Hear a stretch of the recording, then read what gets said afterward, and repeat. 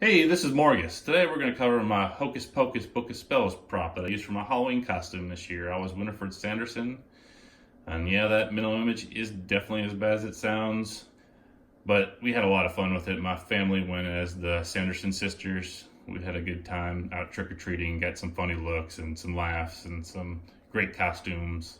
It's a good time overall.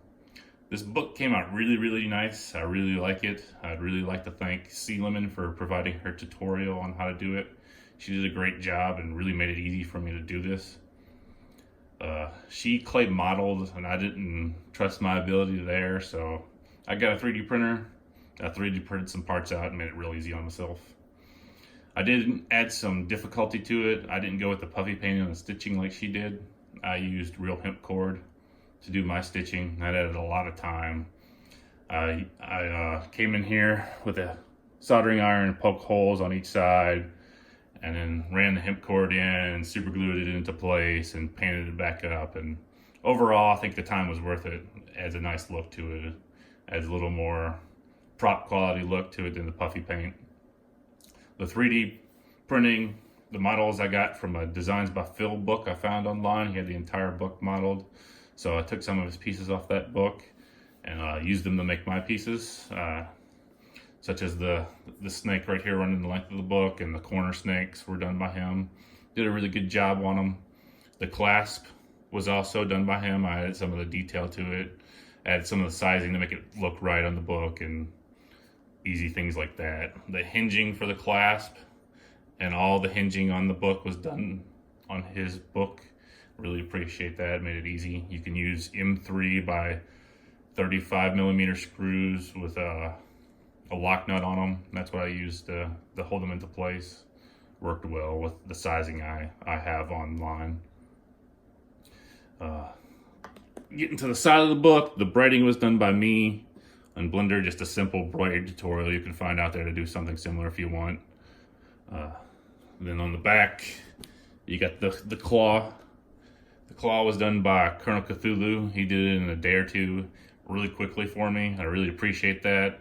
I was going to use the Designs by Phil hand, but I was looking through some photos online from the movie and saw that there was a claw back there, and I asked if anybody could help, and he stepped up in a big way and got it done real quick for me. Added that there.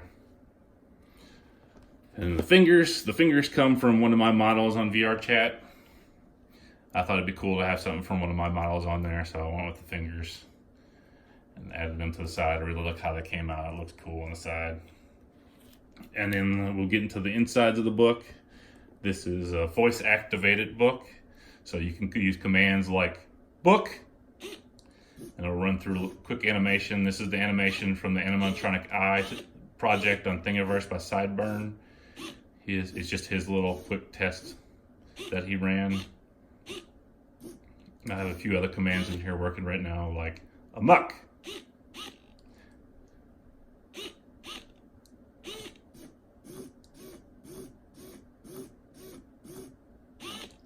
open.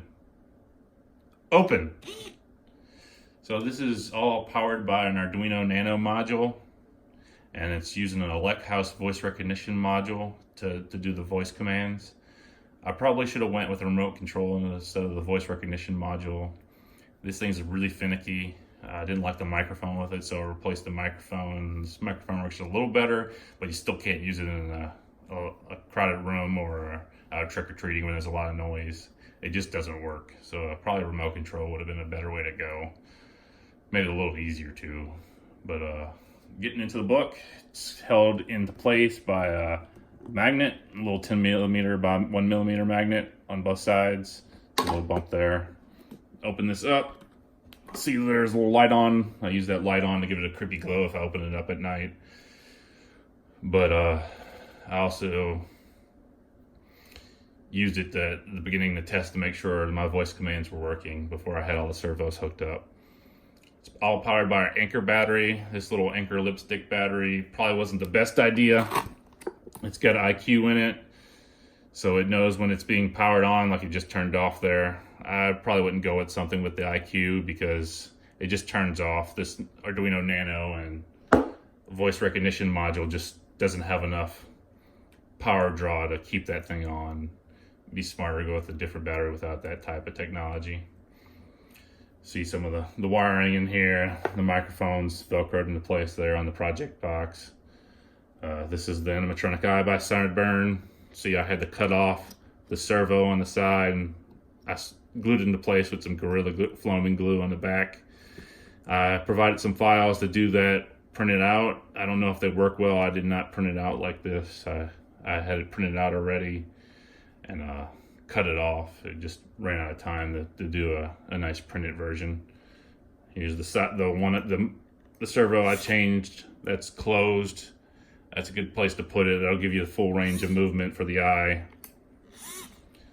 And then the other servo is in the same place it was before. I did all this to make it close easy with this Amazon Hollow book. Purchased a lot of my stuff on Amazon. Purchase anywhere you want. Overall, I think the book came out really nice. I really like it. It's definitely a cool prop that I can keep on a bookshelf.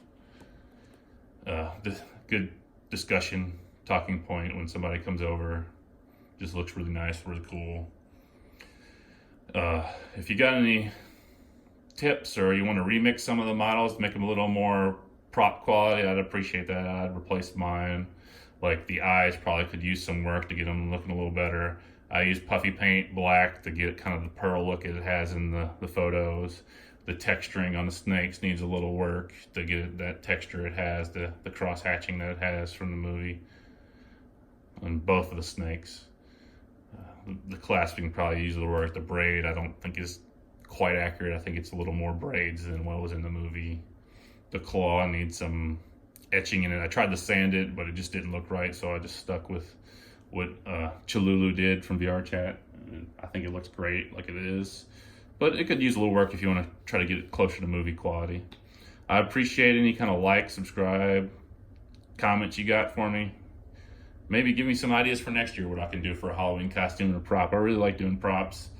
I did a DeLorean car for my daughter made out of cardboard, and a Jurassic Park Ford Explorer last year we did the Jurassic Park Ford Explorer on top of her little push car, and I was a T-Rex, the inflatable T-Rex costume, so it looked like the T-Rex was chasing her. It was pretty neat. I'll post some pictures of those later. But give me your ideas, comments, anything you got for me. I really appreciate that. Thank you guys. See you later.